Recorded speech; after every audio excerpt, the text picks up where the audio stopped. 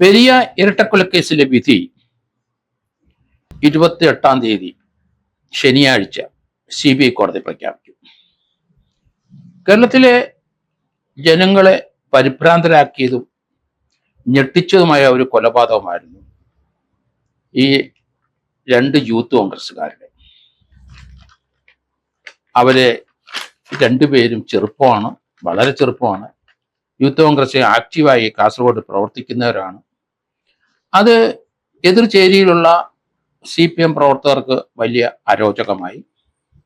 അവിടെ പാർട്ടി കോൺഗ്രസ് വളരുന്നതിൽ എതിർപ്പുണ്ടായിരുന്നു അവിടുത്തെ local CPM നേതാക്കന്മാർക്ക്. ഏതായാലും അവരെടുത്ത തീരുമാനം തെറ്റിപ്പോയി. ആ കുട്ടികളെ വകവരുത്തി കളഞ്ഞു. ശരത് ലാലിനെയും കൃപേഷിനെയും, വളരെ പാവപ്പെട്ട വീട്ടിലെ ചെറുപ്പക്കാരായിരുന്നു. അവര് KSU കൂടെയും യൂത്ത് കോൺഗ്രസ് കൂടെയൊക്കെ വന്നവരാണ്. വളരെ ആക്റ്റീവ് വർക്കറായിരുന്നു. അവരെ കൊലപ്പെടുത്താൻ ഒരു തീരുമാനം എതിർചേരിയിലെ CPM കക്ഷികൾ എടുത്തതിൻ്റെ അടിസ്ഥാനത്തിലാണ് ആ മാർഡർ നമ്മൾ കണ്ടത്. അതിനകത്ത് കുറെ പ്ലാൻഡ് മാർഡർ ആണെന്നും കുറെ CCTV ദൃശ്യങ്ങളൊക്കെ നമ്മൾ ചാനലിൽ കൂടെയൊക്കെ കണ്ടു. എങ്കിലും വളരെ ബ്രൂട്ടലായിട്ടൊരു കൊലപാതകം ആയിരുന്നു അത്. രാഷ്ട്രീയമായ ചേരിതിരിവ്, രാഷ്ട്രീയമായ ഭിന്നത മൂലം 2 ജീവൻ എടുക്കേണ്ട ആവശ്യമില്ല. കേരളത്തിലെ പല പാർട്ടിക്കാരും അങ്ങോട്ടും ഇങ്ങോട്ടും കൊല്ലുന്നതും ഒക്കെ നമ്മൾ കണ്ടുകൊണ്ടിരിക്കുന്നു. അതിനൊക്കെ ഇനി ഒരു അവസാനം വരുത്തിയേ പറ്റൂ. കാരണം എത്ര കുട്ടികളെയും എത്ര ആൾക്കാരെയും ആണ് നമുക്ക് നഷ്ടപ്പെട്ടത്. അവരുടെ വീടുകളിലെ ഇന്നും ആ ദുഃഖം പേറി ആ കുടുംബാംഗങ്ങളിരിക്കുന്നു. ശരത് ലാലിന്റെയും കൃപേഷിന്റെയും മാതാപിതാക്കളെയൊക്കെ നമ്മൾ ചാനൽ കൂടെയൊക്കെ കണ്ടു.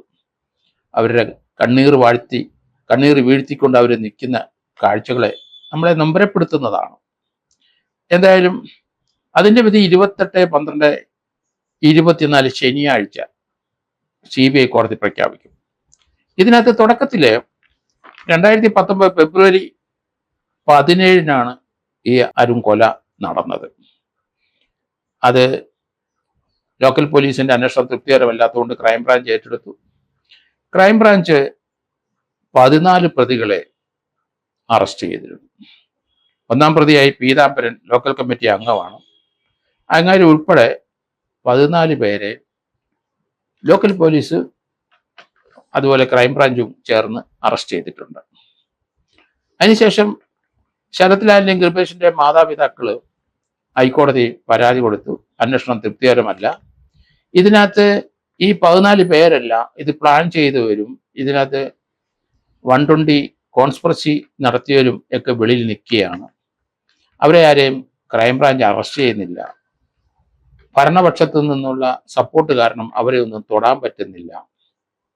ഏതായാലും മാതാപിതാക്കൾ ഹൈക്കോടതിയിലെ ഈ കേസ് CBIക്ക് കൊടുക്കണം എന്ന് പറഞ്ഞ് ഫയൽ ചെയ്തതിൻ്റെ അടിസ്ഥാനത്തിൽ കോടതി അത് പരിശോധിച്ചു. ക്രൈംബ്രാഞ്ചിന്റെ കുറ്റപത്രം കോടതി റദ്ദാക്കി. CBIക്ക് കേസ് അന്വേഷണം വിട്ടു സിംഗിൾ ബെഞ്ച്. ഇതിനെതിരായിട്ട് പ്രതികൾ നീങ്ങി. എങ്കിലും അപ്പീല് ഡിവിഷൻ ബെഞ്ചിൽ വന്നു. ഡിവിഷൻ ബെഞ്ചിൽ അത് പരിശോധിച്ചു. ക്രൈംബ്രാഞ്ചിന്റെ കുറ്റപത്രം 14 പേർക്കെതിരായിട്ടാണ്. അത് റദ്ദ് ചെയ്യേണ്ട, അന്വേഷണം തുടരട്ടെ, CBI അന്വേഷിക്കട്ടെ എന്ന് ഡിവിഷൻ ബെഞ്ച് പറഞ്ഞു. ആ CBI അന്വേഷണത്തിലെ ക്രൈംബ്രാഞ്ചിന്റെ 14 പേരെ കൂടാതെ CBI 10 പേരെയും കൂടെ പ്രതിയാക്കി. 24 പ്രതികളാണ് ഈ കേസിലുള്ളത്. 10 പേരെ പ്രതിയാക്കിയതിൽ മുൻ MLAയും CPM ജില്ലാ സെക്രട്ടേറിയറ്റ് അംഗവുമായ KV കുഞ്ഞിരാമൻ, കാഞ്ഞങ്ങാട് ബ്ലോക്ക് പഞ്ചായത്ത് അംഗം Manikandan, Periya local secretary N Balakrishnan, Pakkam മുൻ ലോക്കൽ സെക്രട്ടറി രാഘവൻ, വെളുത്തോളി, അതുപോലെ തന്നെ മുൻ പെരിയ ഏരിയ സെക്രട്ടറി മണികണ്ഠൻ, ഇവരെ 5 പേരുൾപ്പെടെ 10 പേരെ കൂടി CBI അറസ്റ്റ് ചെയ്തു. ഈ കേസിന്റെ പ്രതികൾക്ക് വേണ്ടി ഹാജരായിക്കൊണ്ടിരുന്നത് മുൻ KPCC അംഗമായ CK ശ്രീധരനും അദ്ദേഹം KPCC വൈസ് പ്രസിഡന്റ് ആയിരുന്നു. പാർട്ടി മാറി CPM പോയി. അദ്ദേഹമാണ് ഈ കേസിലെ പ്രതികൾക്ക് വേണ്ടി ഹാജരാകുന്നതും കോടതിയിൽ വാദിക്കുന്നതും. ഹൈക്കോടതി ഉൾപ്പെടെയുള്ള അദ്ദേഹമാണ് ഈ കേസ് വാദിക്കുന്നത്. ഈ കേസിനെ സംബന്ധിച്ച് ഈ ബ്രൂട്ടൽ മർഡറിന് ധാരാളം സാക്ഷികളുണ്ട്. എന്തായാലും പലരെ അറസ്റ്റ് ചെയ്ത് റിമാൻഡ് ചെയ്തെങ്കിലും ജാമ്യം പലർക്കും ലഭിച്ചിട്ടില്ല. CBI അറസ്റ്റ് ചെയ്ത 10 പേരിലെ 5 പേർക്ക് മാത്രം ജാമ്യം ലഭിച്ചുള്ളൂ. ബാക്കിയുള്ളവർക്ക് ജാമ്യം ലഭിക്കാതെ അകത്ത് കിടക്കുകയാണ്. ആ 10 പേരിനകത്ത് ജാമ്യം ലഭിച്ച 5 പേരിലെ മുൻ MLA ആയിരുന്ന KV കുഞ്ഞിരാമൻ ഉണ്ടായിരുന്നു. കാഞ്ഞങ്ങാട് ബ്ലോക്ക് പഞ്ചായത്ത് അംഗമായ മണികണ്ഠനൊക്കെ ഉണ്ടായിരുന്നു. അവർ 5 പേർക്ക് ജാമ്യം കിട്ടി. 10 പേരിൽ 5 പേർക്ക് ലഭിച്ചുമില്ല. അതുകൊണ്ട്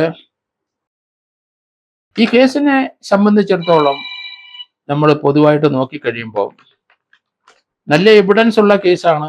ക്രൈംബ്രാഞ്ച് എവിഡൻസ് കളക്ട് ചെയ്തു. അതോടൊപ്പം തന്നെ CBI അന്വേഷണത്തിലും അതിനകത്തും നല്ല എവിഡൻസ് കളക്ട് ചെയ്തിട്ടുണ്ട്. 120B ഗൂഢാലോചനയും ഇതിന്റെ പിന്നില് ഉണ്ടായിരുന്നു എന്നും അതുകൊണ്ടാണ് മുൻ MLA ഉൾപ്പെടെയുള്ളവരെല്ലാം അറസ്റ്റ് ചെയ്തത്. എന്തായാലും CBIയുടെ കണ്ടെത്തലുകളെ ക്രൈംബ്രാഞ്ചും ലോക്കൽ പോലീസും കണ്ടെത്തിയ 14 പേരല്ലാതെ 10 പേരും കൂടെ വന്ന് മൊത്തം 24 പ്രതികളാണ് ഈ കേസിലുള്ളത്. 2020 ഫെബ്രുവരിയിലാണ് കോടതിയിലെ വിചാരണ തുടങ്ങിയത്. അത് ഏകദേശം 1.5 വർഷം വിചാരണ നടന്നു. വിചാരണ പൂർത്തിയായി. വാദപ്രതിവാദങ്ങൾ നടന്നു കോടതിയിൽ. ഇനി കോടതി 28-ാം തീയതി ശനിയാഴ്ച ഈ കേസിന്റെ വിധി പ്രസ്താവിക്കും.